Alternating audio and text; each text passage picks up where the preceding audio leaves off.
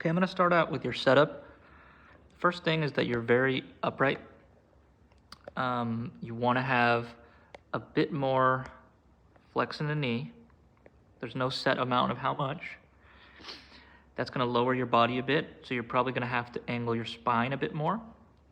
And the one thing you're doing that's good that you wanna keep doing is having these arms hang straight down.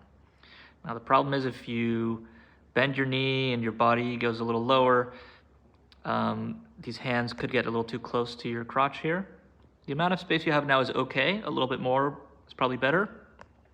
So as you adjust this, your knee flex, your spine angle, just make sure that those arms are hanging straight down and that you're not too tight here. Another way to look at it is, this is the angle of your arm and the shaft.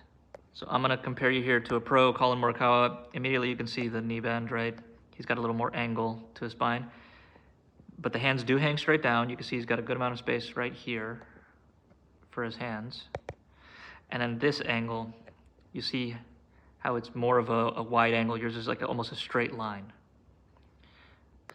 So changing your setup, that alone could have pretty profound effects on the rest of the swing. But just going forward into the takeaway, this first part of the swing is called a takeaway, like it's about right there. And one thing you do have pretty well is you're maintaining this kind of triangle, which you do see with high-level players. The problem is the club is pretty far behind you. You want the club head at this point to be kind of right around your hands. Now the way you're going to do this is not by like simply turning your hands and wrists this way, because then they would be going in the opposite direction. Like during the swing, that wrists kind of go like that. So the way to accomplish this is to move these arms away from your chest. So let me give you another example. Okay, I already have Collin Morikawa loaded up here, but you'll see at that point, you see how the club is more near his hands.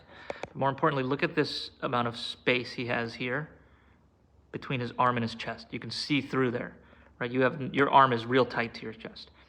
So there's a great video on YouTube called the arm swing illusion, I think it is.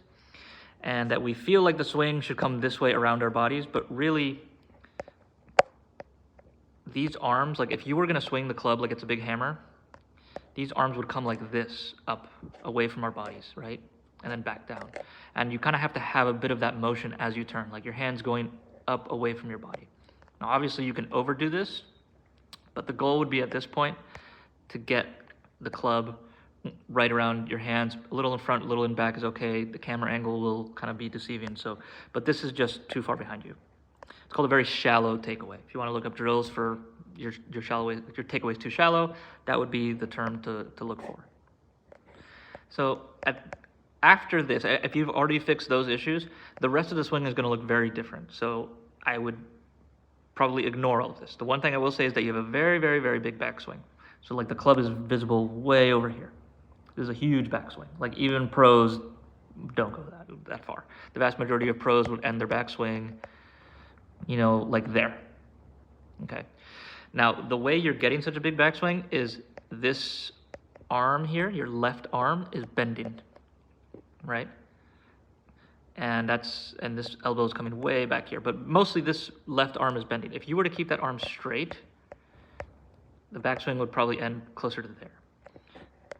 Again, comparing you to Collin Morikawa, not that you need to be as good as Collin Morikawa, but pretty much every pro will have a similar swing. So you can see there how straight his arm is. Just to show you somebody else, here's Justin Rose. Again, look how straight his arm is. Look how big his backswing is. Much smaller than yours. And I guarantee you he hits it much farther than you. So don't think big backswing equals more distance. When you have a smaller backswing, you're going to be able to control it a lot more. Now, everything that's happening up here is going to change drastically when you change this stuff down here. So I'm not going to give any notes on that particularly, but just smaller backswing, keep this arm straight.